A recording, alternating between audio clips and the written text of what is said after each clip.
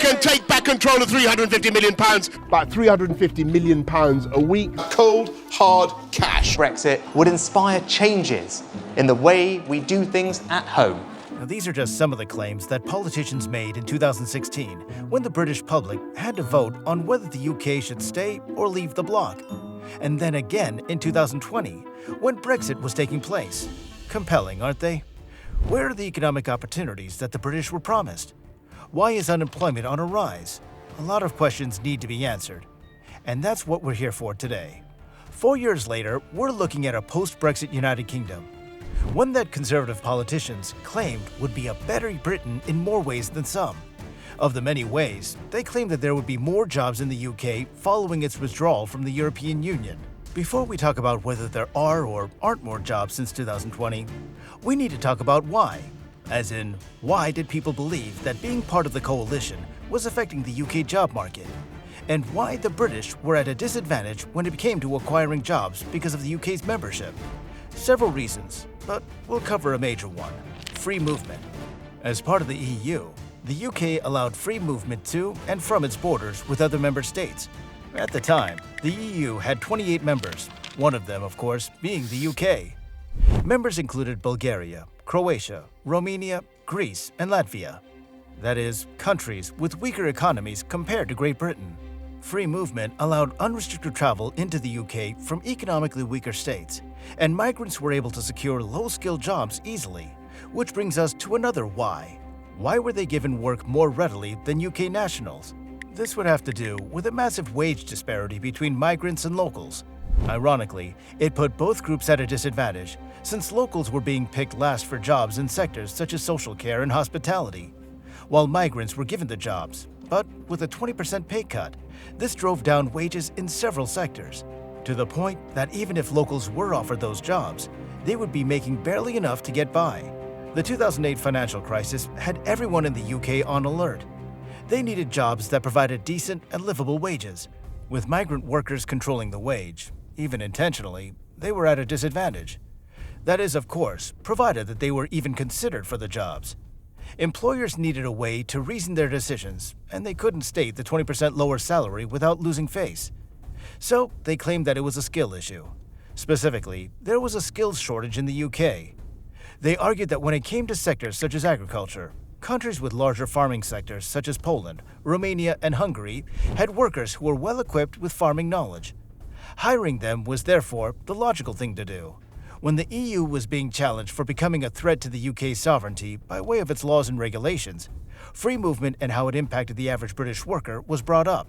However, when the debate got heated, the skill issue was written off. Suddenly, the narrative became that even the skill issue was because of free movement. Should free movement be restricted and jobs be reallocated to the British public, they'd develop said skills and end the issue once and for all. A sentiment that many people who voted to leave the EU in 2016 shared. And when the votes were tallied, they'd won. But were they right? Was it a skills shortage after all? Olivia Midgley works as the editor of Farmer's Guardian. She's been on site, watching changes made in the sector pre- and post-Brexit. In 2024, she revealed, much to the dismay of thousands of people who believed that it was a skill issue, that it wasn't. At least, not entirely. Alan Manning, a labor market economist at the London School of Economics, believes that the reason why there's a huge difference between the number of people who line up to take work in retail compared with the people who want to sign up for work in hospitality is because of the pay. It has to be. He reasoned that people who work in those two sectors, you'd assume would be able to switch between them. Then why the disparity? Why aren't more people taking up work in hospitality? Is it a skill shortage like everyone had anticipated? While skill is undoubtedly required, people would rather work in a sector that pays more than one that barely offers over minimum wage. In the hospitality sector, usually because of low funds and low yields, there's not a lot of money being thrown around. While the situation isn't far better in retail, it's undoubtedly still better. Still, historically, migrants would be willing to take up those jobs irrespective of the lower pay. They'd move to the UK to find work and for better economic opportunities. And in several cases, that was still what was being offered to them. This brings us back to agriculture and how that sector has been impacted now that free movement has been restricted. In a word, gravely. Olivia claimed that a fruit and vegetable supplier in Scotland released advertisements for 100 openings, exclusively for UK applicants. Only 6 job offers were accepted, and only 3 people showed up for their first day of work. Is agriculture a low-paying job, however? Could it be that people aren't willing to work on farms because the labor isn't worth the wage? No, Olivia claimed. That's because farming is a labor-intensive job. The agricultural sector has to pay workers a decent and livable wage, 2 set requirements. It is, however, the first part. Farming is labor-intensive and doesn't see many applicants. This could be because of a skill shortage, with people who don't possess the necessary skills being apprehensive, since they'd have to put in twice the work. In any case, we're in a post-Brexit world where free movement has been restricted. Shouldn't the issues have been solved 4 years later?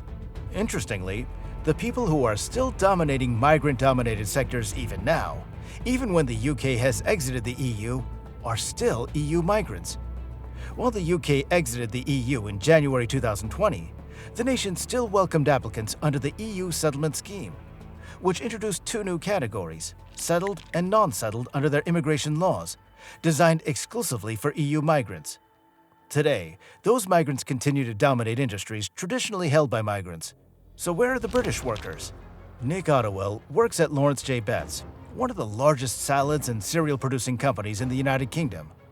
Nick oversees operations at one of the company's squash farms, coincidentally, one of the largest squash farms in the United Kingdom. Historically, he's had a workforce of 120, but now he has less than 100. Why? If you ask Nick, it comes down to Brexit and the aftermath of what restricting free movement actually did to the UK's job market. He claimed that his workers would traditionally come from Eastern Europe, just for long enough to work the season, make money, and then go back home. Now, his workforce has been cut down by about 10%, and that's because migrants aren't able to freely travel to the United Kingdom. Nick's voice has been echoed by other business owners and managers, and their concerns have been raised in Parliament. To counter this, the government has claimed that agricultural work is now essential work, and migrants who want to enter the UK to work on farms would have their visas processed faster. They've announced 30,000 skill visas for people looking to work on farms. But why not members of the British public? If there are job vacancies, and surely enough for the UK to want to import workers, shouldn't there be enough to reduce unemployment significantly in the UK? Meanwhile, people who still believe that it has more to do with skills than anything else have argued that there's a simple solution: apprenticeships. Why don't employers offer apprenticeships? The solution, albeit an obvious one, is not as simple as it is being stated. Apprenticeships don't pay a lot of money, and as the cost of living crisis grows every day, people aren't willing to take up apprenticeships that offer close to nothing, if not nothing at all. Likewise, employers claim that if they start hiring locally and offer local rates to their employees instead of the seasonal rates they'd offer migrants or the lower rates they'd come to accept, it would come at a trade-off. They'd have to upcharge what they're selling consumers as well, further contributing to the cost of living crisis. On that note, let's actually talk about how it's become nearly impossible for people in the UK to survive with the cost of living crisis. People are now dipping into their savings just to have enough to get by. The money that they make is now being reallocated to pay for rent and meet essential grocery needs. Even then, they're barely scraping by. During this time, a low-paying job, one that's usually seasonal, isn't enough to cover their needs. Of course, there has to be one. With the European settlement scheme finishing in December 2020, free movement has officially come to a halt. People, even those who are looking into traveling to the UK for work and better economic opportunities, are now at a disadvantage. Especially now that the UK has integrated a points-based immigration system, better known as the Australian system.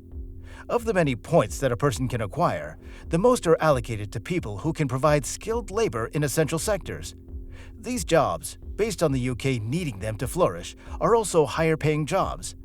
The jobs that people in the UK would rather have would help them cope with the ongoing cost of living crisis.